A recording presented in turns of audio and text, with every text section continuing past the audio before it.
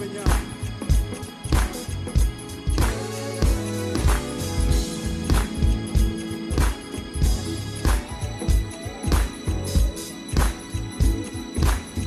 Break it down. I don't know who I'm talking to, but the Lord has given me a word for you. Whatever you're going through, yeah, God gave me this word for you. Everything will be alright. When you're going through, just remember this word. Everything. Oh. 1 2 1 2. Mic check.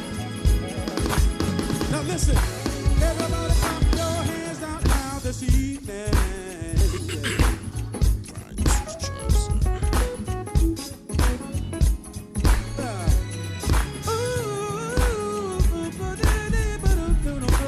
Ladies and gentlemen, tune in. Listen, It is Thursday night. everything will be alright. Listen, Everything will be alright. Everything will be alright. Everything will be alright. Everybody say yeah, yeah. you out there, if you believe everything's gonna be all right, say it. It's gonna be all right. We believe that. May not be the way you want, but everything's gonna be all right. Hold up. Let me share this on my joint too.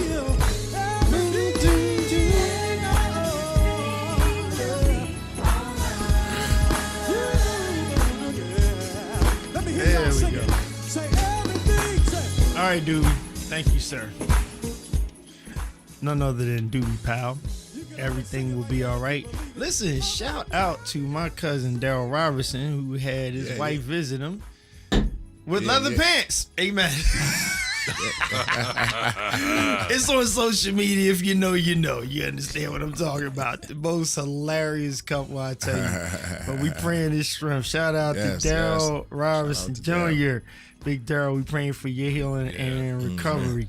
And to anybody who's sick and seem like you can't get well, don't you forget that Jesus is our doctor. We say it sounds cliche-ish, but when you believe it, and you believe in healing, and we also accept God's sovereignty. He can do whatever he wants to, when he wants to, how he wants to, because God is sovereign. I see you. I'm doing a little bit of Darian's job, but Daniel, we see you, Daniel, over there. Corinthia. All right, we got you. And none other than Anthony Schuler, the guy who bowls in the gutter. No, he keeps it on the lane. That's my guy. His average is higher than mine, probably, so I'm messing with you.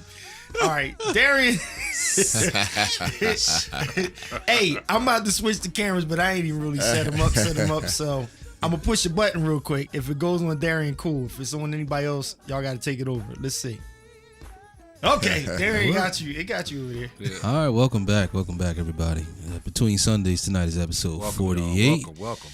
Again, we are a platform where we offer perspectives of the modern church ministry operation and the many nuances therein from the lens of worship, arts, and multimedia personnel. Glad to be back with you. Getting away from the jet lag of Resurrection Sunday, and he got up. My God. Yes. My God. Yo, can I say I didn't get a lot of earlies this year? You didn't get a lot of earlies? I didn't either, actually. It almost seemed like everybody was protesting the early. Y'all, do y'all hear what I'm saying? Yeah, I got you. Yeah. It literally was seem like that. the time that I really wanted to hear the earlies, it seemed like everybody was Listen, y'all tell me in the comment section, did it seem like overall, I'm saying in general, I ain't saying your pastor didn't do it. That's not what I'm saying. If your pastor did it, amen. And I'm not saying it had to be done, but to this year seemed like it was a big deficit. But early. Yeah, like I was flipping through churches and nobody was going. It was subjects on stuff that you talk about in August and September. Yeah, man. And hell, you know what's crazy? I thought it was me. Most, Jay, I'm sorry. Look, most of the live streams I've seen people didn't dance till after an hour after church. Yo. Yeah. Like nobody really got it in till like after an hour. Like I'm thinking as soon as cats coming in the church, they Bro. going in. Yeah. Bro, I thought it was me. I'm sorry, y'all. That's just a sidebar. If y'all know what I'm talking about or you seen it, like I said, if you say I agree with you, it doesn't mean your church didn't do it. Right. Right. So I'm just saying, it just felt like this year Easter did not have that normal. He died, but early, like that finale just wasn't there. Pels, can you put up Dan Corsi's last comment? What do you say? What do you say? Hey, The blood. I played the blood still works like 13 times. Hey, Dan, I gotta ask, man, how many services did you play since Right. Friday, For man? real, Bro, man. Like, Are you on that Hackley schedule? look, Yeah, you know, yeah. Hackley Yo, go in, yo, bro. Hack- Yeah. Hack is the most working organist I know. Hackley Yo. is. Shout out to Hackley. Shout out What's to you, man. Hack. Wait, Yeah. hold time out. What's me and Hackley join? Hallelujah. Hallelujah. Y'all tag Hackley. Look. Somebody tag him right now. Look, after you play the blood still works 3 times, it's just practice after that. Right, you right, just right. practice it. He For said real, it's there's just practice. 7 between Friday and I'm assuming today. Jeez. Wow. Shout out to you, man. Shout out to you. That Yes. Dan Corsi, Now Generation, plays keys, organ, and bass that I know of, but absolute monster. Shout out to you, man. Daniel Shout Shore. out, man. So listen, man. Sorry, Tonight, Darren, go ahead. as you've seen, special guest back in studio. Let's welcome him. He's no guest. He ain't no really. damn Them no guest. guests. He ain't no guests. guest. It's family. Them no guests. Hey, yo, That's that's my It's cousin family. back there. That's my This cousin. ain't no guests. So, It's yeah. He family. ain't no guest. Yeah, He we just- guests. Back in the Convo Lounge, Yeah, Mainline man. Productions This on family here, Tremaine man. Dunlap. But it's Big family. bro, What's thank going you on, for man? being back with us, man. On anytime, man. It's family here. So listen, we we're gonna dig into a little more of the the church audio and video topic, and I really want to highlight for tonight the DIY, which is the do it yourself. I really want to highlight that and kind of pull away some layers there. But before we get there, let's paint a little bit of a picture in terms of how important sound is. How important sound is. So Jay, I want to start with you and just kind of giving us your viewpoint in terms of the importance of sound to the musician. Oh man, where do you even start, man? Like, He's the right guy to ask. you know what's crazy, man. When you think about and you ask a question like that, how important is sound to the musician, man? Like, I don't want to go back to a certain situation I was in a few weeks back. And things change up all of a sudden. Yeah. But I was in a situation where it was already set up for me, and then it changed at the last minute. And so with that change came a different type of situation. Yeah. And so without no monitors, without no in-ears, there was really just noise. Yikes. And let me tell you something, man. Like, this is why it's good to take care of your sound person, your engineer, Yes. because you don't know what they have to go through with those certain sudden changes that happen in the service. And the sound for the musician is so important, because without that, man, you just lost. Most churches now, they have the musicians all where you don't really hear nothing too much except if you have in-ears. Correct. So if you take your in-ears off, you ain't gonna really hear much. Correct. Especially if you're in a church that has a production style worship. Correct. Right. And they have a stage setting. Most of the time, the pastor don't really want to hear everything in his monitors. Correct. So if you take your in-ears off, or you don't have any sound up there, you just pretty much ghost. Yeah. and everybody up there, and everybody in the audience can hear what you're doing, but you can't really hear nothing. So, you know what you're playing, but you really can't feel it. And sound is so important, man, because if you do not have it, not only can you not feel it, not only can you not hear it, you don't know when you're messing up. Yeah. You don't know what's going on, and you definitely can't hear the preacher, so you can't hear that early Sunday morning. You don't know what key he in. That's true. My shot. You know, you don't know what key he in, man. You can't do nothing, man. Yes. So, you know, yeah, sound is definitely, man. Go ahead, pal. No, this is a quick insert. Here we go. If you know, you know. I ain't gonna say where I was at, but I was playing on Sunday, and Reverend was preaching, and Reverend moved. I heard Reverend move. The guitar player heard Reverend move, but the bass player did not understand the move. He's like a rock. He was solid. He stayed. We didn't have in-ear monitors. Right. I shall And not I'm be like, moved. You don't hear that. It's just a fret. I mean, it's not like a black keys, white keys. It's just a fret. Just Boom. move right here. Boom. Right. This mean move up. Right. He had a So he had an I shall not be moved spirit. let's pivot real quick. Tremaine, can you give an answer for someone who might ask the question, why in 2025 in most of our churches' band pits do you have to have in-ears or you can't hear? Lord have mercy. For the Lord have person mercy. asking that question, Take your can time, you provide Reverend. an answer to them? Take your time, Reverend.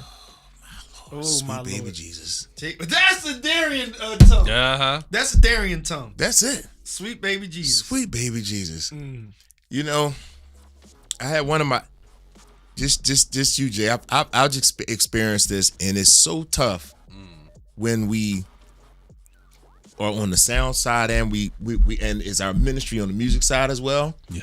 And one of my guys had asked me, because I was in a situation, one of the band didn't have ears. Yeah. So I was breaking it down to him, and I'm gonna unpack it. I'm gonna unpack it slow. Why you need ears in 2025?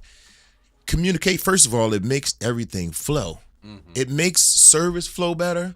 It makes production, as Jay said, better, because everybody in 2025, you streaming, you're doing a lot. So if you don't have ears in 2025, you pretty much blind. As Jay was saying, you pretty much blind. Yeah, you flying blind. You flying blind. And it's just, it's not beneficial to not have ears when you have so much, you're doing a lot just on the production end of it.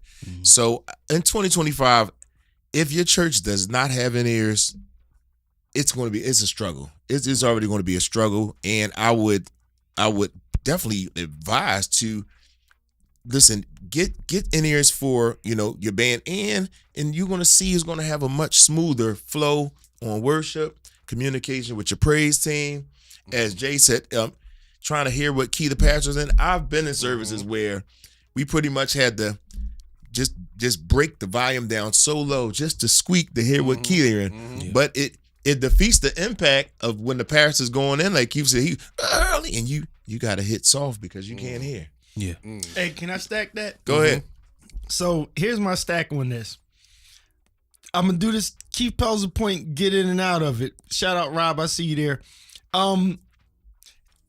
A word that I want to say to a lot of churches right now is we have to be careful of seeing what the masses are doing or what we see in our phones and social media and say we got to do that without knowing what that entails. So to Darian's point, Tremaine's point, and then even what Jay was saying and hearing, the in-ears are necessary. Especially Jay gave us the word. If you are, look how we unifying this, Jay. If you are a production church, yes, People are like lost with that the same way when people go, well, do I see why I got to be a black church and the church? It's like, no, that's identity. Go check out the podcast on that. Like, I get it. There's one church, but when somebody says the black church, there's an identity thing going on there that kind of helps us to identify what we're talking about, right? And it's culture's history. So don't combat that. But the same way, there is a such thing as, are we a production-driven church service? And if you're trying to mimic production-driven, you don't have the drums mic'd. You already having a problem there. You don't have in-ears. You don't have monitors on the floor. You are trying to mimic something, and you don't have the pieces even to mimic it, so it's falling apart. Right. Yeah. And then everybody starts to blame each other, and it's like, no, the problem is y'all trying to do this, and y'all don't have the stuff to do that. Yeah. All right, that's just my insert. Now, Can I real Go quick? ahead. Can Go I ahead, just Jay. speak something there? Yeah. All right. I got a quick rant, but I gotta say something. To top it off, out of everything, when you don't have the proper in-ears period for a production church in the band, you cannot receive instruction. Yep. That's the most That's important. the most important. You cannot receive instruction. That's Hey, it. say That's it again. Look it. right there and That's say You it. Look right cannot there. receive instruction. That's it, Jay. Most of the time, I like we've been in situations where the drums are way over here. it. I like it. Or the organ is way over here, and if you're trying and the spirit is high, you don't always have time to put one hand up to say 4, 5, 6, 7, 8. You don't have time to always do that. Sometimes you need to da-na-na-na, Yes. and you need to do what you need to do. Now I did that on purpose because that's what I do. Yes. But they know where I'm going. They know.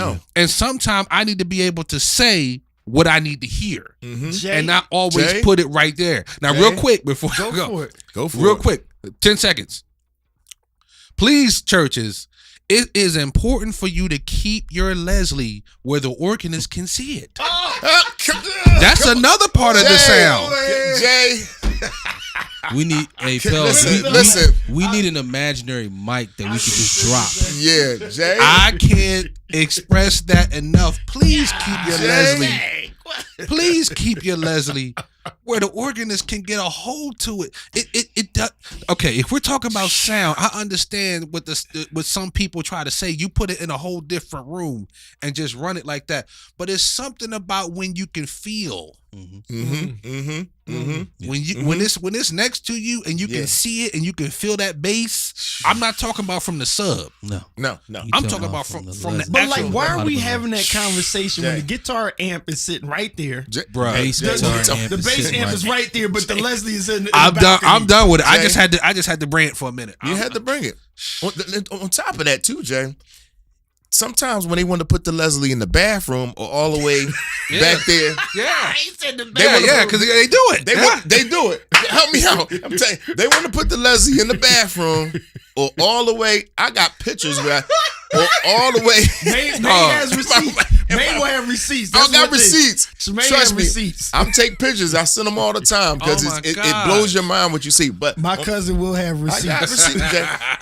Jay, you know I'm talking right. What you talking about, bro? They want to put the Leslie in the bathroom, and on top of that, since we talking about production, the mix just is not right on top of that. Oh my gosh. Yeah. Because you're going to put this Leslie down the street and then not provide the right mix so the I right can mix even on it. feel. You want to take it away from me and put it and not feel the mix. Look, the one mic in the middle. Wow. in the middle. Wow. Yeah. So real quick, cause Pels, I gotta come back your way. Yeah. Uh-oh. But this is what I want to do. I want to add a little bit more, let's say, backdrop to the whole in-ears. Yeah. Yes, it has ties to the whole kind of production approach. But let's put a little bit more on the canvas there. If you're musicians, particularly in a situation where your church has multiple musicians, If they're not on in-ears, then that means the only other way that they would be able to hear everything that they need to hear is with a floor speaker. We call them monitors or wedges, same thing. That's the only way they would be able to hear what they need to hear. Now, what that presents though, now it presents more audio, more sound, and more noise on stage. Right. Because now they're looking for a certain amount of volume from that speaker so that they can hear. Right. And what happens subconsciously is that with most times musicians that have a monitor wedge, they actually play louder than they need to. They need to. Yes. Right. Versus when they have, and here's why. Because with the monitor, the musician can't turn that up. Right. They can't turn the monitor up on their own. Right. They got no control. They would have to communicate to the engineer to try to get more or less volume. With an in-ear system, 90% of the time, the musician controls the volume that goes in their ears. Right. And so if they need more, they can turn up their in-ear control versus playing harder. Exactly. But if they play harder, then they're playing louder. And when you add the floor speaker, all that creates a lot more sound and what actually translates as more noise. Either on stage and in the band pit. And here's what happens. When there's more noise on stage or in the band pit, that translates to the audience as noise. That translates to the audience as noise. They start to hear that noise from the band pit in what they hear. Now that's battling with the speakers that are supposed to be sending them a pleasant mix. Right. It starts to battle. So Pels, here's where I gotta come to you. The importance, Pels, of the audience hearing a good mix from the sound system. Lord have mercy. Listen, the Bible says, faith cometh by hearing. I'm just going to use that as my launch pad scripture. Faith cometh Come on, unpack by it. hearing, and hearing by the word of God. So to be clear is to be kind, and to be kind is to be clear. We are at a point where, and this is what Jay unpacked a little bit, production church. Most of our churches are moving into or mimicking production church. Now, I'll do a whole nother live on the essence of the old church that we remember and what we can dig from it. That's a whole nother thing I'll talk about later about the difference between devotion, praise, and worship, right? And why devotion testimony service had its big piece to it. But the standpoint with Darian's talking about, Jay mentioned something I want to dig in on about communication. I think the next time that I have to do, I actually have two speaking engagements, and one of them is dealing with music in church and ministry. And this, Jay, you bless me, it is a component of ministry that we never really recognized as a minute. I'm not saying nobody's ever done it, but we don't put enough emphasis on it because we're still stuck on making somebody a bishop, somebody a preacher, somebody ordaining, licensing just to go holler in the pulpit for whatever reason. But church now has moved into production with communication. So now when we talk about training, you do have a spiritual alpha in the band, an MD or somebody that's leading and unifying the musicians. Right? So that we're all on the same page. The mix that goes into their ears is for a balance. And even as Daniel was saying, where you do have your individual control, it's still off of a blended mix so that everybody is unified. How can two, Amos 3 and 3, how can two walk together unless they agree? You have to be in agreement. And so the talkback mic, listen, I'm a pastor. I was a pastor. And I was like, what is this talkback mic? I was like, oh, you singing today? They're like, oh, no, this the talkback joint. I'm like, what is that? And I see it's like you saying to the drummer, yo, shh, because the drummer, he going ham. And you like, no, Reverend's about to pray. Right. Oh, go to rim shot. Oh. Yep. Bass player, hold up right here. Right. Because I played this weekend and I told the bass player stop 1,000 times. I was about to go unplug it. Right. Now I'm like, I need to train on the in ear because I'm like, stop playing. Stop. Right. Don't touch. Don't touch Right. nothing. Right. Not another string. Dude looking at me like, he like, huh? I'm like, no. He's like, E? No. I said, stop. Halt. But when you are communicating here, somebody is paying attention to the leader. Yeah. Yes. That one person, like a quarterback, is paying attention and giving the play on the field in action. Yeah. And so this is a thing that many churches have not embraced, and they're trying to do all the stuff that they see, not knowing the BTS, the behind the scenes Yes, of sir. what Like that. Like gets that. it to do that. And as Darian said, we're trying to crank up. I need more in the monitor. Well, it's aggravate mother on the first row. Yes. There you go. Yes, sir. Right. Right? Right. And so now you don't just have the sound man, you have a minister Mm-hmm. on faders. Mm-hmm. Oh, That's a word. good. That's Wow. good. That's a That's word. good. Wow. that ain't just the sound dude. That's a word. The sound man. Yeah. Wow. No, it is a minister to make sure that That's a good one. volume I so like that because the sound minister Let's share that.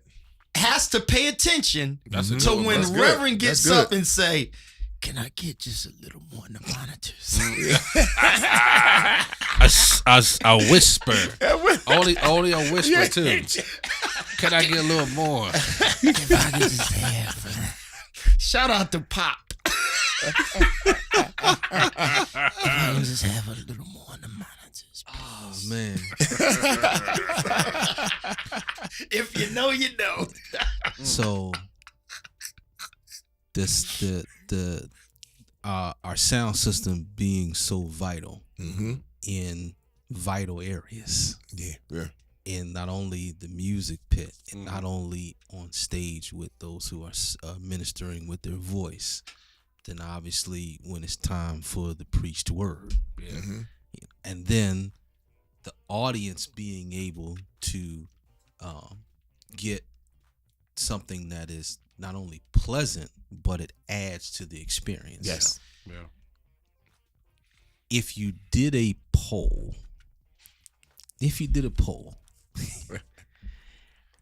when your service was over, if you did a poll on, let's say, you had 20 people that have just come into your church for the first time. Yeah.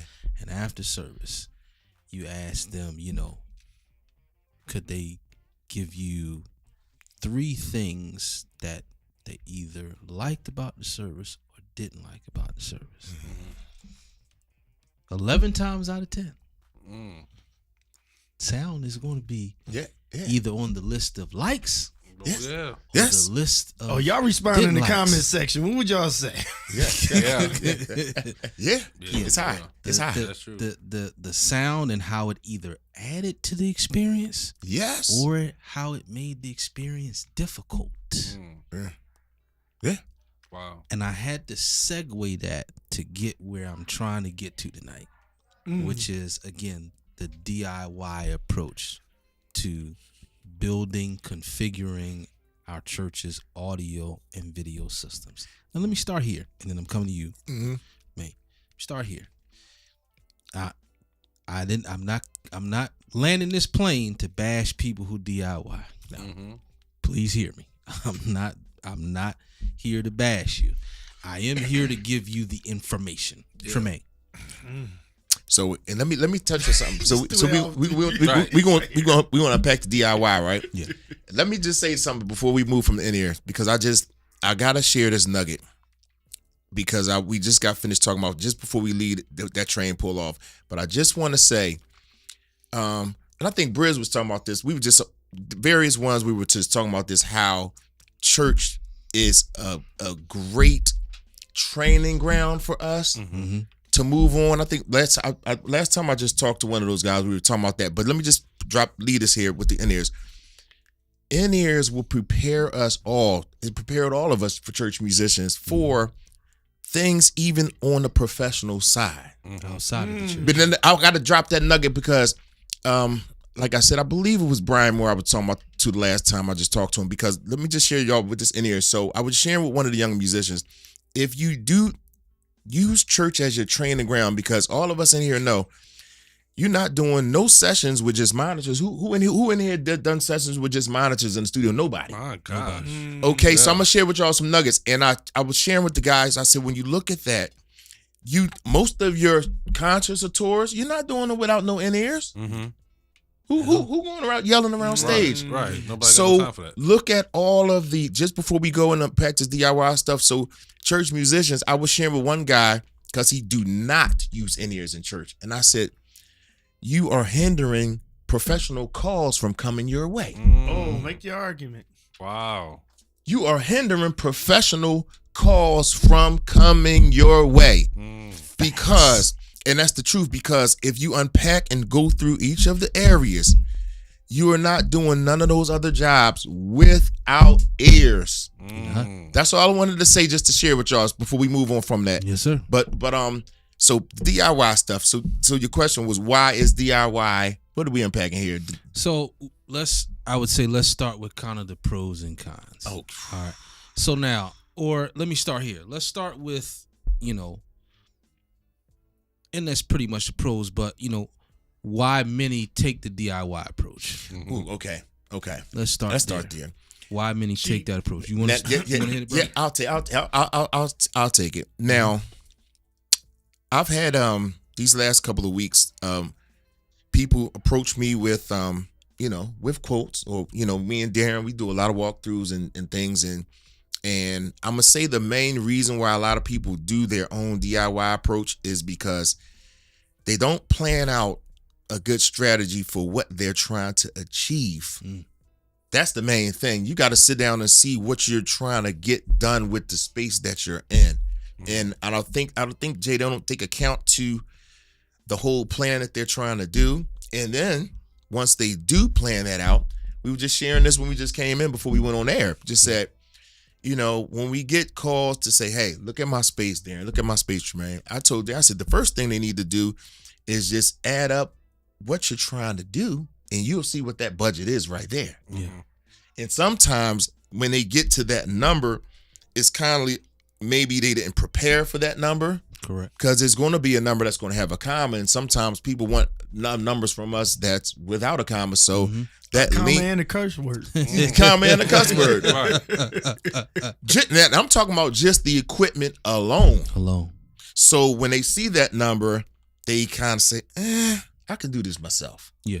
So that steers them over to the DIY area. Yeah. And I think that's one of the main reasons people do it. But as Keith said and Jay said, that when you stare over to that way, you'll find out that church today and whatever you're doing is more of a production. Mm-hmm.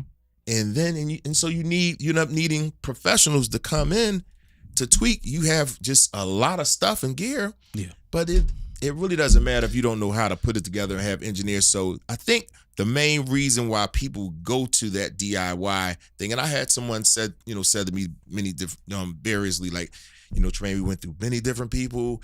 We had XYZ come in here. We had everybody come in. This company, this company, but and not until you kind of hit that wall of trying it yourself, because if you don't know, you're not gonna get the production and the quality that you're gonna get if you don't bring bring people in that do it. I mean, the professionals to do it. Yeah. And I think that's the main reason why the DIYs and it's okay to try, but if you don't know, just bring in somebody that knows. I mean, bring the people Absolutely. that know. I agree with Corinthia and what y'all are saying. It's being cheap. Yeah. Right. Cost now, effective. Yeah. the only At way we least can in their move mind. off of saying, hey, you're cheap, is what Tremaine said, being realistic about the budget. If you're calling about a problem, like as men, all four of us here are married, right? Mm-hmm. Mm-hmm. If we go home and something's leaking, we already have tools. Yeah.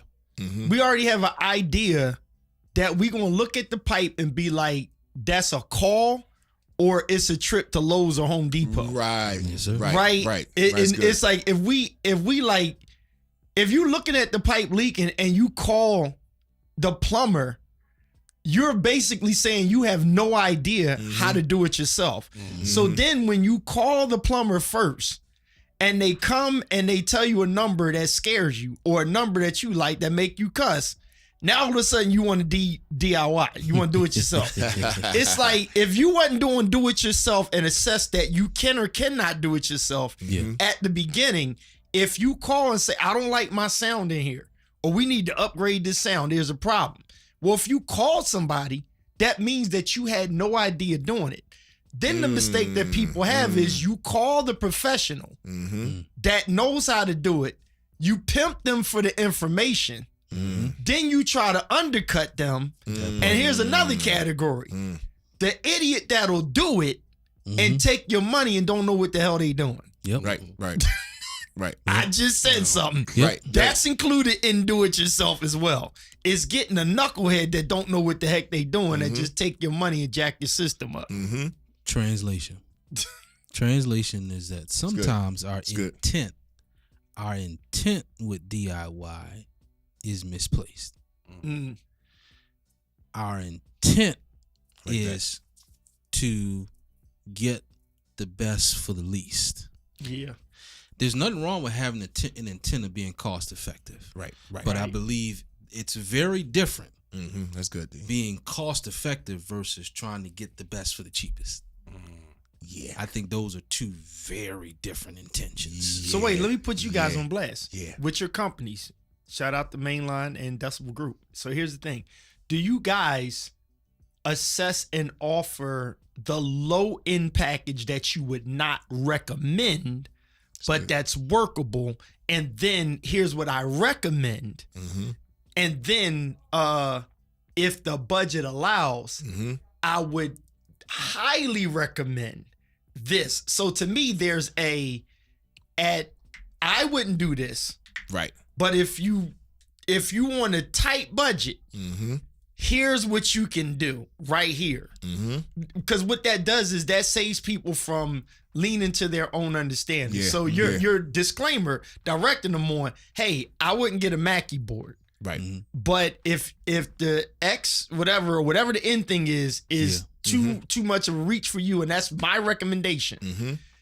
Here's what I would not recommend, but it will work for you.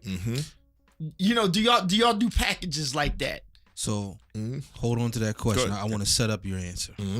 Good. I think one of the challenges with DIY, and I'm coming to your question, Pels, but Yeah, go ahead, take I'm, it down. I'm setting up Tremaine to answer it first. One of the challenges I think with DIY is you think differently from someone who does it professionally. What do I mean? The person who is DIYing like their audio system, if the church got a new building, they're in a new space, and you know they have to do a little bit of renovation or whatever, but you got like the blueprints, and you already got kind of where they putting seats and where the stage is going to go about. So you already got that. It's still an empty canvas. They still got work to do, but they come to you as the sound person for the church and say, this is how it's going to look, so that you have the information to start, thinking about what you're going to do with the sound system. The DIY person is thinking equipment first. The professional is not thinking equipment first. We are thinking placement. We are thinking wire runs. We are thinking cable access from front to back. We're thinking about all of that well before equipment. Well, but Tremaine, I want you to answer what Pels talked about in terms of do we offer different packages, and do we position a package that we wouldn't necessarily recommend, but if you're on a tight budget, Absolutely. And that's a good question, Pels, fam, because yes, we do. And I'll always do 3 different tiers. I'll do the starter entry tier that I know that's going to be functional for them, because me and D talk about this all the time. I don't like to throw money out the window, and even my own, anything that me and TJ sit down to see what we need to do. So I'll start there at that tier, that entry tier. Then I'll go offer them the middle level tier, this is a good mid-range mic. This is like your Toyota right here in the middle. And I like to offer to them, break it down to them in cars like that. This is your Toyota, and then this is your Escalade. This is your big boy package right here. Yeah. And I just recently I have to do something this week the same way, where we just had to sit down and look at it and say, okay, well, were we moving for this space? Yeah, this could work here. Yeah, this might be a little bit, too much for this space and what they want to utilize it for. Because that's the thing too. You want to look at what you want to do, because sometimes if you're at a church, you just have whatever, a separate location that you want. This is our prayer room. This is not enough. We just have a couple of the mothers here, 10, 20 mothers here in this room. We don't need nothing heavy in here. You're not going to need no ULXs in that room. Yeah. Right. You know what I'm saying? You're not going to need no top of the line stuff in there for the mothers in the room. They may just need a little combo system in there, something small. So I do go through each of those three, and I'm glad you pitched that and talked about that, Keith, because there is a tier that, and I know Darren does it well. I do too. I let them know, well, I do not recommend, certain thing, but if your budget is there, I don't recommend it. But I do go over each of the tiers and tell them what's the benefits, the pros and cons of it, because and then, as you know too, each of the brands, we talk about this all the time, the preference from Sennheiser and Shure, and it depended what for me what space you're in and the price point that is in. So Got you. So my answer is going to have a little more nuance to it. But before I go into my answer, let's shout out some watchers. All right. Cheryl Spinner Vaughn. We mentioned 1 Corinthians Nicole. Elder Tawana Lane. Rob Brickhouse. Pastor G. Lamar. We mentioned Dan Corsi, as he said, Pastor G. Lamar Stewart. We mentioned Anthony Schuler, John Danny Brickhouse, Vicky Caldwell Fordham. Michael Graham, Rob Elliott Jr., John Turner. Is that everybody? I saw Jared. B.J. Howard Lewis. Okay, Jared Howard, Marquise Shaw, Nephew. Cotman, Mika Furby. Tamika Furby, Sis, Joey what's up, Sticks. sis? James Mom. Yep. James and Jay Shaman. I think I mentioned everybody. Thank you all again for tuning in. If you don't mind sharing it to your page, that would be a big help. All right, so answering Pelzer's question about the nuances of different packages, and do I mention a package that I would not recommend for budget purposes? If I am presenting different options based on budget, it is not so much let's say a Shure versus a lower end brand of microphone. It might be more of okay, you guys don't have the budget for a digital board, you need to look analog. Right. You guys don't have the budget for wireless mics, we got to go wired. Yeah. That's good. Yeah. I'm doing that more now than I used to do. And here's my outlook on that. My outlook on that is, when you're dealing with some people who may be a bit indecisive, then we're splitting hairs between the brand. Let's bring up speakers, for example. Yeah. Some of the most common and popular speakers nowadays, particularly what we call domestic or US, QSC, JBL, EV. All right. Now, all different price points. EV is usually the more price friendly, even though it's not a low budget. But of the three, it's the friendliest price.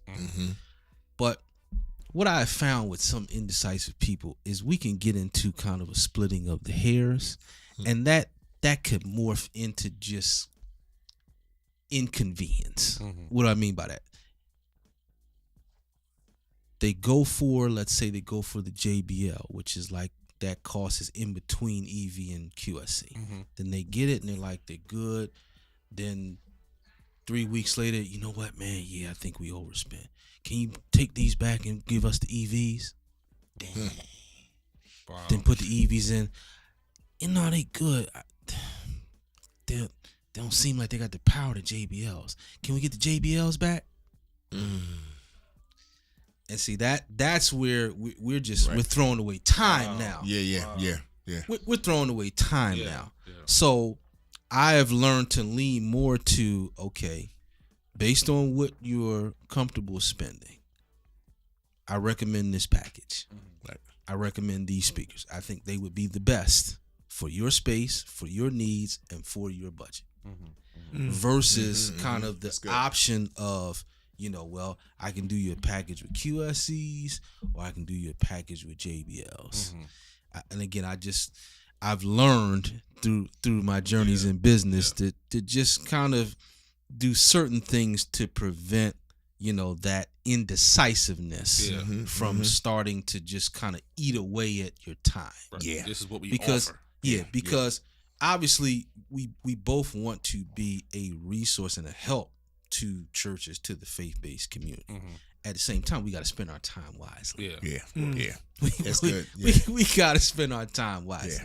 So I've learned to do that more so that it really reduces those indecisive situations where we kind of just, you know, we don't know what to do. And here's the other thing. The other thing is, the recommendations are based on a combination of what you need and then the combination of some of the wants that you say you would like to do. You know, so can multiple different speakers do the job?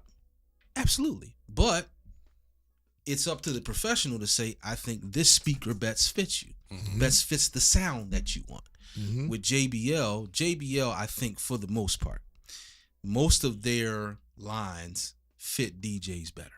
Yeah. And the reason I say that is because they're going to give you a whole lot of extra low end. Whole lot. And I'm not saying churches don't like extra low end, but sometimes with the extra low end, you got to do more work to get the clarity. Right. Yeah. Vocals are not low end sources. Right. So if your speaker is generating a lot of low end, then it might not sound very clean with the vocals coming through it without doing proper EQing and things like that. Right. And if they don't have the personnel, then that's another conversation. Yeah, that was just, You know, So if I can ask a question, please do. is it so going back to where we were saying, why do people DIY. DIY? Is it safe to say that they just don't respect the craft? Is it safe to say that at the end of the day, that folks that don't want to spend the money, they don't respect the craft enough to where they see a need to do that? Like, let me share. For instance, I'm not an electrician, but if I need to wire my room to the fuse box, I respect what this could bring to my house and to my life, possibly. Yeah. I see why the need to pay $400 for somebody to wire this room rather than me to spend $30 or $40 at Home Depot and get shocked. Right. No, let's be honest. Right. That's Right. real. That's real. I see the need for it. Yeah. All of us have vehicles, some nice vehicles. There's no way we're riding on a donut for a week because we don't want to pay $250 to get a new tire. Simply to that's be good. cheap. Yeah. We That's good. respect what we're riding in. There is an undertone there. Mm-hmm. There's an undertone there that goes with what you're saying. Mm-hmm. I would also say that there is that is the case in a lot of instances, at least indirectly or inadvertently, not on purpose, not purpose disrespect to the craft, but you know, not respecting the craft to the point where you know you just kind of you think it's just kind of easy as watching a few videos. Right. But that's also, you have to, can't that also be under not respected? Because if something is respected, you make sure that it's done right. I'm just saying, like Yeah, at the end of the day, you Yeah. kind of make sure that it's done the proper way. So if it's just like, when non-musicians try to play instruments because they want to save a few dollars. Yeah. There's a video Yes. I was watching like about a year ago. I think I showed Fellas, y'all can you put up Dan's comment? That's where good, I think um that perfectly answers it. where the dude was on the organ, and I think his name is Nissan Stewart. Okay. Nissan Stewart. Nissan Stewart. Yeah. I don't know him. Yeah. But the dude was playing, Mm-hmm. and the dude saying, "There's a storm out," and when I tell you, it was something. Yeah. Something to see. And he looked at him like, but you could tell Mm-hmm. that dude had no idea what he was playing. Right. And guess what? Nobody else did either. So obviously it would seem that he doesn't respect those who have spent hours, years, Mhm. decades of doing this in order to play that song correctly. He just, if you in front of the stars Yeah. Right. of Kojic, Pentecostal, folks, that if you in front of those kind of cats, Kevin Powell, and you come up there and you do something like that, you don't respect any of those guys. At least I that's what I would say, because you already realize the level those guys are on. Yeah. Mm-hmm. Yeah. Why would you even, if you say I need I have $30,000, Mm-hmm. I need my church sound to be right, Mm-hmm. why would I have you come in and then not respect what you had to say to me? I think I'm gonna just do this myself. It's only gonna cost about $8,000. I have an answer to that question. But I want to get your thoughts first, Tremaine, in terms of the lack of respect that he talked about first. Yeah, it is Jay, and I totally agree with you. It's a lack of it is a lack of respect, because it takes a lot, and it takes a lot of work to get this stuff right. A lot of behind the scenes work, a lot of studying, a lot of preparing. It does take a lot, and I think we are just getting in this space now, like you said, because I think we talked about this on maybe one of the other shows, that since from the pandemic, that kind of thrusted and pushed us into this space where Yes, sir. where the churches that just they didn't take it as serious Right. and didn't respect it as much was Yeah. forced to have to be Right. You see what I'm saying? Yeah. Because at one point, live streaming was the only thing that church that was available to us.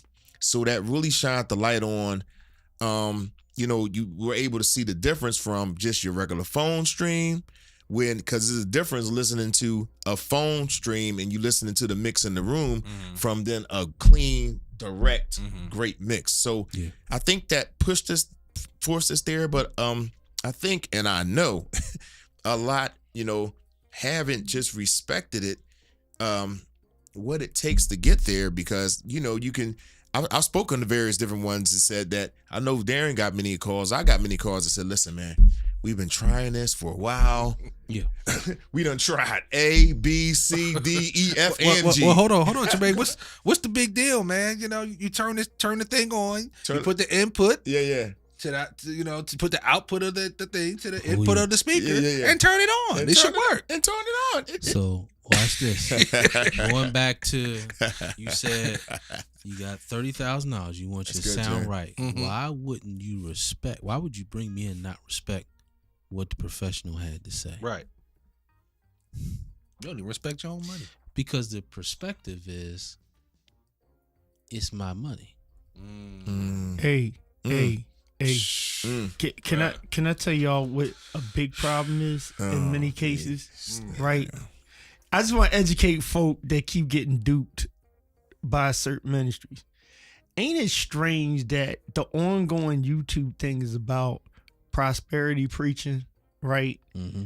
And you got people dancing all over the place because the Lord said this is the last time that you're going to be late on your rent or your car note or blah, blah, blah. And they believe to get you to sow a seed into the plate that if they sell you a story, this the last time, and money just gonna pour out from the clouds of heaven.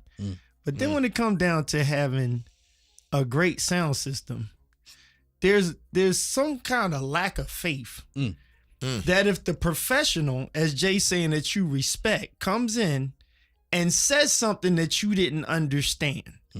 It's when we go to the doctor and the doctor tells us what we did not want to hear. Yeah. And the first thing we say spiritually is the devil is a liar.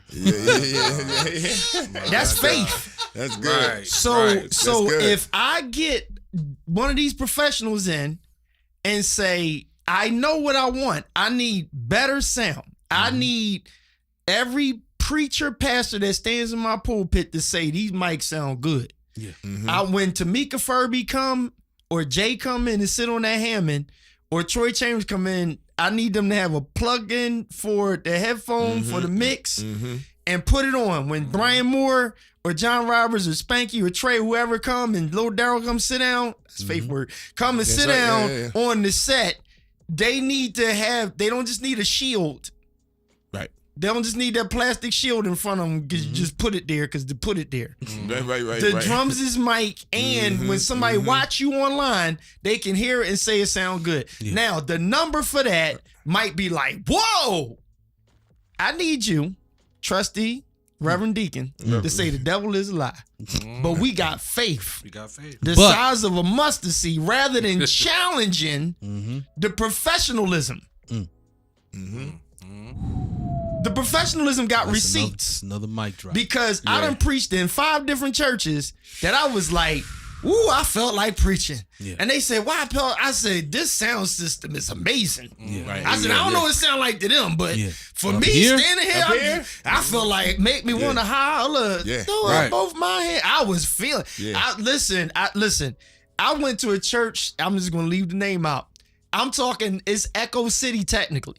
But when I preached up in that pulpit, I told Darian, I was like, that joint sound good. And shout out to my brother Darian. Damon Jones, I'm naming Negroes.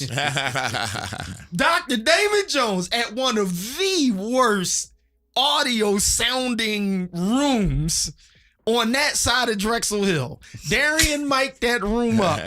And the Dr. Reverend Damon Jones hollered through the Bible in the air. I had took a picture of it. And he said, and Hacko had his gangster glasses on and tuned him up on the organ. And Dr. Jones said, shout out to the sound man. Come on. Because he said, this sound good. Come on, Sam. It matters. It matters. It matters. Wow. And that's ministry. Because the word was not hindered. Yes, because it felt good, it sounded good, and the people that listened, it sounded good. Listen, shout out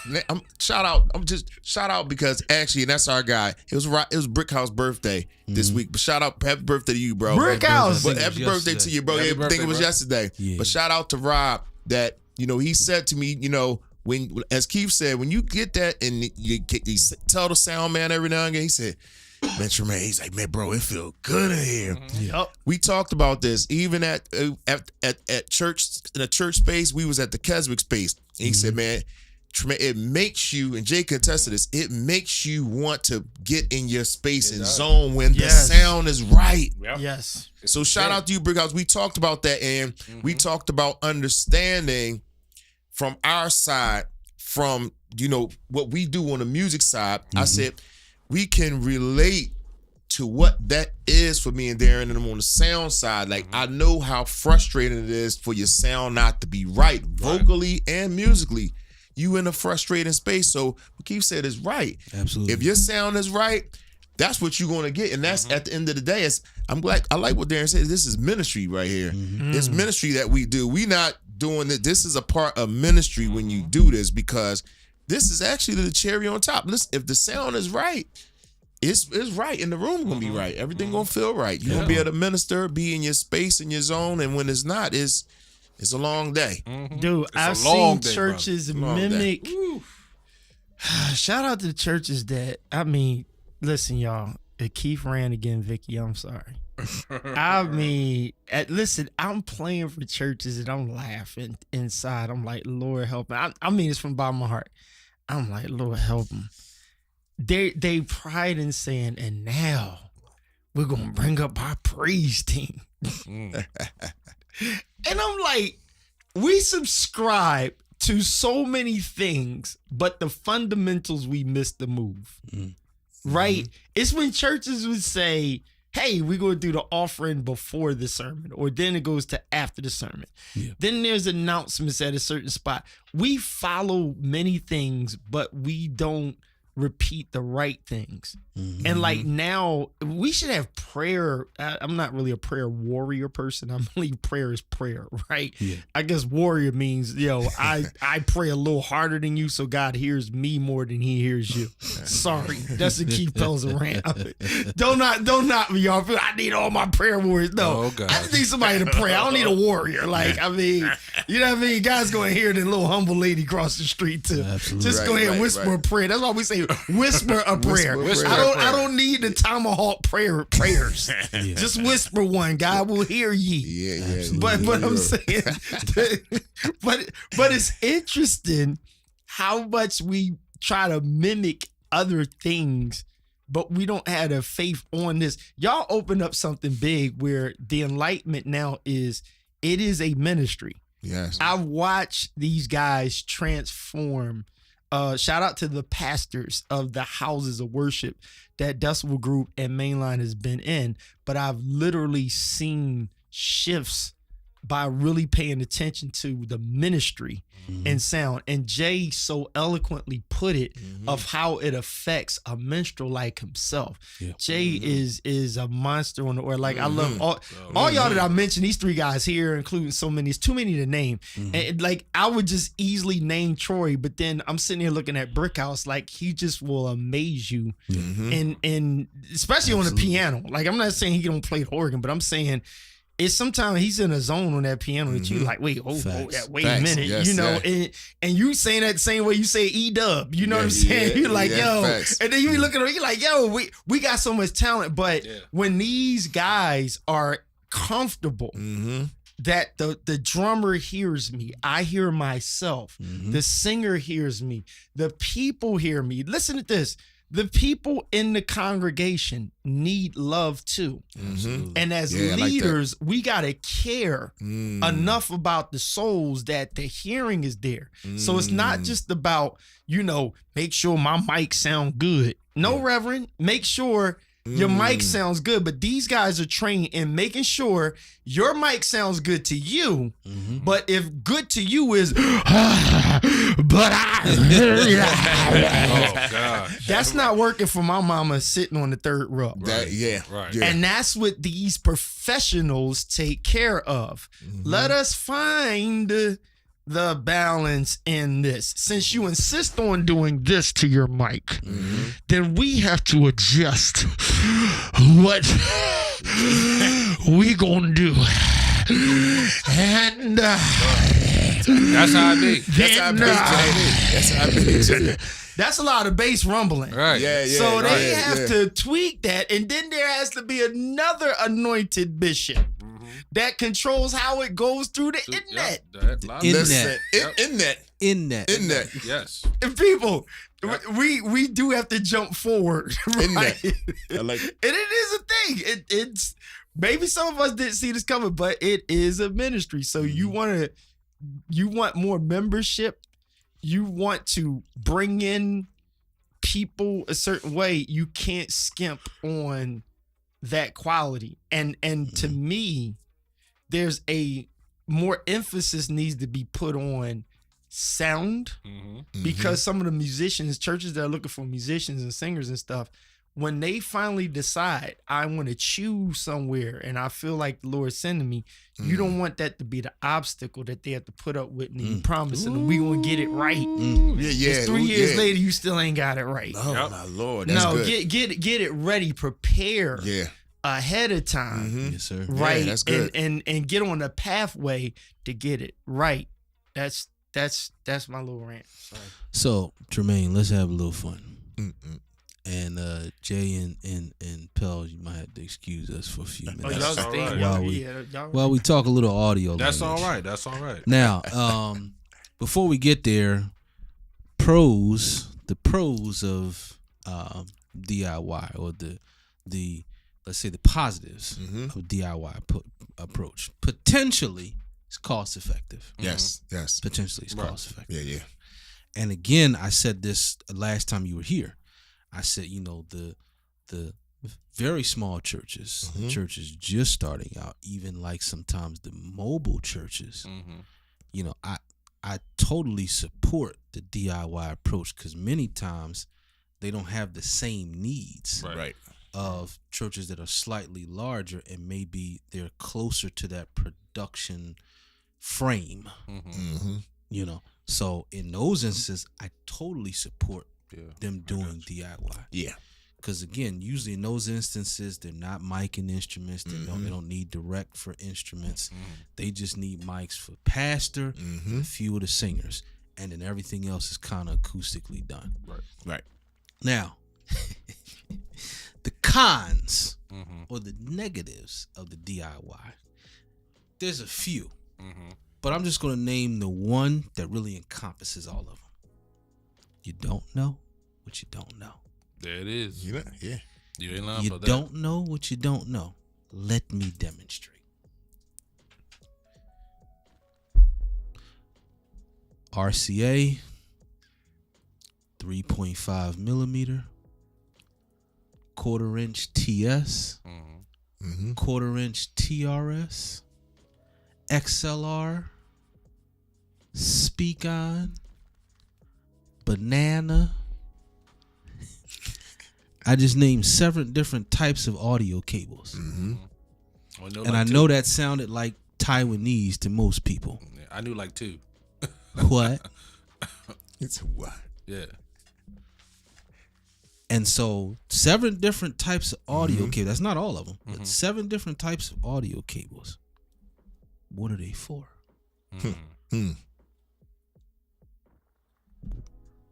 What cable do I need to connect one thing to another? Mm-hmm. You don't know what you don't know. You don't know what you don't know. Bro, you can say that again. Yeah. Interesting fact. A lot of people or a lot of churches, when they connect their live stream audio, they will get like a small 2-channel audio interface to connect to the streaming computer. And so then whatever the mixing board is sends the sound into that 2-channel interface that's connected to the computer. The interesting little fact, if the interface has what we call combo jacks, which a combo jack on an interface means you can either use an XLR cable or a 1/4 inch. Pals, put Brandon joins. He a mess. Go ahead, D. I know bananas is in my cornflakes. That's what I was thinking about banana. I never heard of that one, but okay. No? Nah, I never Yeah, heard that chord. yeah. I never heard. So there's a combo jack. Both of them are combo jacks, meaning that either jack you can use either an XLR or a 1/4 inch. But what we have found is that if the cable going into the interface is XLR, the interface believes that on the other end of that cable is a microphone. Where if the cable going in that combo jack is a 1/4 inch, the interface knows it's not a microphone. Well, why is that important? It's important because when the interface thinks it's a thinks it's a mic, it's sending more sound into the computer than was needed. And it's doing that because of the type of source or the type of instrument a mic is. A mic is what we call a low impedance instrument.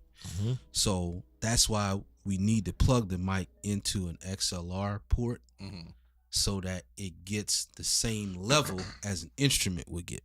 Is that why y'all hit the 48 volt? That's something different, but I can come to that. I didn't know. Okay. But again, I went all that way not to just, throw out knowledge. I went all the way to say you don't know what you don't know. Right. Mm. Right. You might know equipment. You might spend a lot of time on Sweetwater and Facebook Marketplace. You might be at Guitar Center 2 to 3 days a week, listening to speakers and doing that type of research. Yeah. You might even be on YouTube, but you still don't know what you don't know. Yeah. Yeah. You still don't know what you don't know. Let me go back to a point I made, and I want to get your thoughts here in terms of you don't know what you don't know. Yeah. Point I made earlier was when I talked about a church that was going into a new edifice in the process of doing the renovations, but whoever the sound person is, whether they have a sound background or not, they are given kind of the diagram of how the seating and stage and all that is going to be, so that they can start to craft where the sound is going to be and where they're going to place everything. The DIY person, they generally will be thinking about the type of equipment they want to get first. The person with the sound background, that's not what they're thinking first, because that's the easy part. Yep. That's the easy part, man. Yeah. Wow. The hard part is, Yeah. how do we get everything to connect to this booth that we gonna build in the back Yeah. Yeah. to Yeah. everything on stage that we need to show up at the mixer? Yeah. Yikes. How do we do that so that cables aren't running on top of the carpet or taped along the woodwork of the Tape. wall? Tape. Tape. With the gray tape too. The masking tape. That's what we are Yeah. thinking about. Yeah. Jeez. Yeah. Because when the cables are ran, whether it's inside the wall, whether it's underneath, if there's a lower level to come up, once that is ran, that's the hardest part. Yeah.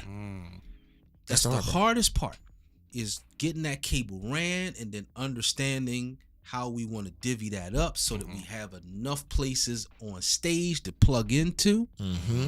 And we have extra so that we can scale up if we need to. That part. We don't just start with exactly what we need going in. Yeah. Yeah. And then everything, all the wall sheetrock is done, all the carpet is laid, and then 2 months later, oh man, we need extra inputs. My guy. We missed something. My guy. We. We missed something. You missed don't know what you don't know. Yeah, we Tremaine. missed something. I'm glad you said it. Yeah. You don't know what you don't know. I was sharing with one of my guys that, as you said, going through all those different type of cables, because we have, like you said, and I love sharing examples and showing and demonstrating why this cable won't work and why this one will. Yeah. And I gave one of my other guys, maybe a couple weeks ago, the engineer, gave him some headphones to put on. Yeah. And I said, you know why you're not hearing this whole track? Because we, like in our spread and layout, have a couple of different layers that we running from the console. Like I have, and if you, we're going to unpack that. And we're going to unpack that. Like Darren said, we talking about this because if you don't know, you don't know. So if you see some of the things that I share on my desk that I have there, from the front of house console, I have one iPad here on the left. I have one iPad here on the right. Yeah. I have the console here in the center, and they're not just there just for furniture, just looking good. They're in there for reasons and they're for purposes. Yeah. So the one on the left, like I'll use that for like the live stream, like feed the live stream playback. The one on the right, I'm using that for like auxiliary mixing. Like if I need to get to like live stream mixing quick, I got that for some room stuff. And I have like everything that I'm doing on the desk. I'm doing like 5 things at the same time. But what I was sharing with my guy there, I plugged this one cable in because one of my cables went bad. This is what I'm talking back to Darren's point about the different cables. One of my cables went bad one Sunday. So I'm going into like a monitor. I mean a mono channel in for that playback for the live stream countdown. Yeah. The cable went bad, Jay. So this other cable I had in my bag, it didn't have the right tips on it, but I know how to utilize it. It had the 2 tips, but if you actually know, if you kind of been doing it for a while, you kind of know what you can do to finesse the situation to get you through a tight situation. Yeah. So I just hit it pretty much on the one click, just the one notch ring on there, Jay. Versus flush all the way in. Versus flushing it all the way in. Because what I had on there, to Darren's point, I had a splitter that was with a with a mono jack on there, but it was going to two RCA females on the end, which I had that going to a 1/8 jack 3.5 to that iPad. So I put it on his ears. You heard like halfly none of the track. He was like, wow. So I said, this is why. So I ordered the right cable the next week, brand new cables, plugged it in, bam. He said, oh, wow. So I showed him the difference. Like Darren said, there is a big difference. And because how it is ran, so you got to understand that about, if you don't know, you don't know what you're running through, what kind of mix you're trying to get, and everything. Now, that was the right cable and stuff for that situation. Just this past Easter, I had to do, man, so many people done did the blood still work and don't cry and all that. Just did the Easter thing. My Lord. Yes, so sir. that was one of the playbacks we had for this week, which was good. But now I needed to play that in the room live. Yeah. Now trying to come down that same pipe out of that mono cable, which is the correct one. When I played it, I'm in my ear listening. It was distorted. Why? It's not the right cable because it was the right cable on the live stream side, but now you're trying to play a stereo mastered finish mix down the pipe, and it wasn't giving what we needed. So I'm totally with you. You got to have the right know what you know. I want to bring up a scenario I think all of us are somewhat familiar with, particularly when we go back about 10 to 15 years. That was around the time that the powered speakers became, more common. All right. Turn on everything, you hear a buzz in the system. Yeah. And we don't know where the buzz is coming from. Have no idea. We turn mics off, we turn the keyboard off, it's still a buzz. Right? So what commonly would happen? What would happen is those at the church, they would unplug the powered speaker and then they would notice the buzz would go away. So their thought is, okay, it's got to be something here with the speaker. So what would they do? They look at the end of the plug. They look at that grounding pin. Take it off. Pop that sucker right off. Right there. Wow. Plug it back in. Right, no right. buzz. Right. And they think, oh, that was the cure. So now they started making that a practice. They wouldn't just do it on the power cable for the powered speaker. They would also do it on the power strip. Because remember, the power strip, where you get the multiple plugs, it also has that grounding pin. Yeah. So they would snip that off too. Now, the grounding pin wasn't the issue. No. But because they didn't know what they didn't know. They tried something and it worked. And they thought that was the cure. Right. Last time Tremaine was here, we talked about this being the wrong business to guess or think. Definitely. It's the wrong business to guess or think. We make changes, adjustments, and let's say changes to configuration because we know. Right. Right. Because we know, not because we believe, not because it's more likely, because we know. Yeah, that's good. I can't tell you how many churches that I've went in where those grounding pins were just clipped off. Wow. And that nowadays, at least in Pennsylvania, that carries a $350 fine with the fire marshal. Didn't know that. Wow. Yes. In the state of Pennsylvania, $350 fine or more with the fire marshal because it's a fire hazard. And you can't put it back. Yeah, but Darren, to your point, to unpack that, because we had it was a job, that came across to me. You've done this space before, and we were talking. Said, bro, if you go there in that space, the lighting in that space it sometimes with this, and that's what we don't think about configuring and setting up rooms. Sometimes you're in a room and building where your fluorescent lights just going to give you extra buzz and hum. I was in the space not too long ago doing something, Jay, on the walkthrough. Everything was, dark. I'm setting up stuff. I hit the, hit one of the switches. I turn it off, clean. And that's coming through the system. Yep. So sometimes how your electrical is for these buildings, how your lights are for some of these buildings, they do affect the sound though. Wow. Yes. They do affect the sound. Because I noticed in this, space, Jay, I was getting the buzz on from front of house looking from the right side of stage, but the left side is clean. Fine. Yep. It's clean. Isn't that interesting? It's very interesting. Wow. And what I began sharing with people, like, listen, you might need to get an electrician in, check stuff out, just make sure everything is good there. So if I had to, you find interesting things in some of those walkthroughs, and sometimes, if they, can't do it, like I said, I would just probably recommend, like, tell you get the electrician in. Let's see if we could just run you got another 20 amp circuit or something. We can get some more power, just run from that side. But yeah, it does.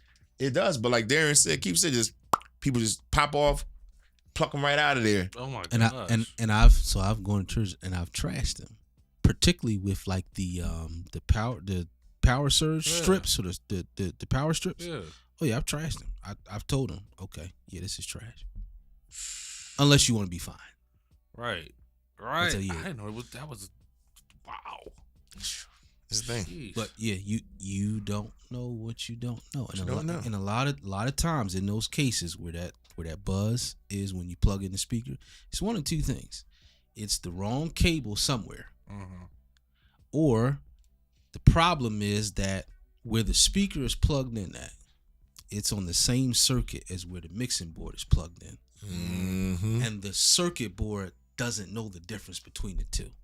It thinks the two of them are the same thing, just plugged in two separate spots. But again, that you don't know What you don't know. what you don't know. So at the end of the day, even if you do take a DIY approach, which again, I am not against, I'm not against it all. I will say this: if you choose to do that, that does not take the place of eventually having a professional come in to check behind you. Yeah. Wow. Yeah. It does not take that place. You cannot, with sound and video, you almost never can fully avoid a professional. Yeah. Wow. You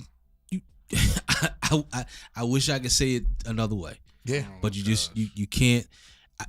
If Tremaine and I had time to document all the details of all the churches that we've serviced and done walkthrough, if we had the time to document it in terms of what we have found, we spoke many times on the speakers in the back of the church facing the front, while we also got speakers in the front facing the back. Wow. That's one of the common things. But man, you'd be surprised. One of the last visits I had to a church, there was a mic cable or XLR cable. One end was plugged into one of the input channels. The other end was plugged into one of the output ports. Interesting. Wow. Wow. So were we trying to send sound out of the board back into the board? I was like, okay. And then I talked about offline what we see in a lot of DIYs, and this will be funny for someone, but we got to go after this. I call it the floor of spaghetti. And listen, I'm not shading your church if your church got it, But again, it's just common with the DIY, the floor of spaghetti. What is the floor of spaghetti? Somewhere, either near where the mixing board is or on stage somewhere, there is a spot on the floor that's being covered up by something that is a bunch of tangled up wires. Tangled up. Tangled up. Tied up, tangled up, wrapped in jeans. Wrapped up. For real. Yeah, because cable management is not really a big thing with DIY unless that person just really has a bad case of OCD. What you don't know, what you don't know. So again, it's nothing wrong with the approach. Just don't use it as a way to try to totally avoid being professional. Agreed. Any final thoughts, Tremaine? Yeah, we covered a lot here, but yeah, just I'll say as you continue to grow, just understand it at what level you're on and what you can get done, and I'll just say maximize whatever level that you're on and what budget you can do. So that's what I would definitely say. Yeah, maximize what you can do, because I've just to share this and going out, I've been in spaces where people didn't think they had enough. Yeah. And then I came in to say, no, I think we got enough here to do this. Yeah, we got what we need to get it cooked, to get things cooking here. Yeah. Let's just add this one piece here, add this piece here, and you can get something in a good sound out. So I'll just say, whatever space you're in, look over that, review that space, and before you bring the professionals in, make sure That we were just talking about this too. Bring a professional in just to walk through your space. Yeah.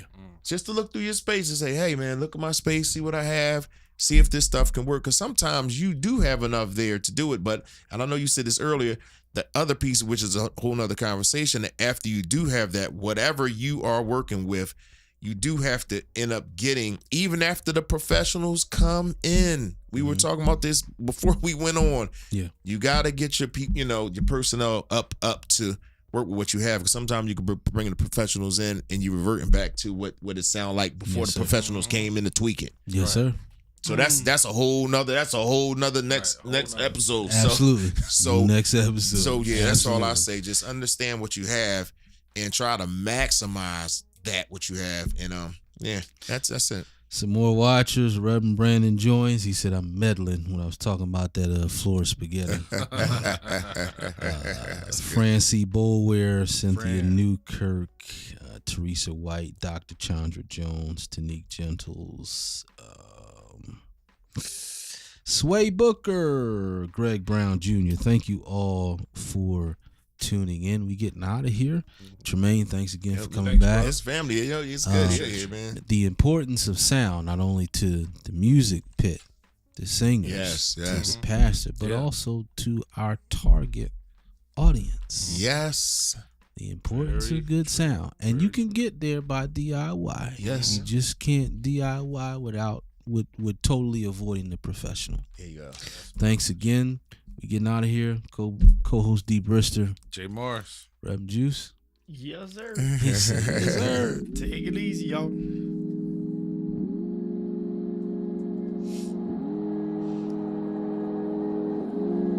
Sky is the limit. Sky is the limit. Sky is the limit. Sky is the limit. Sky is the limit. Sky is the limit. Sky is the limit.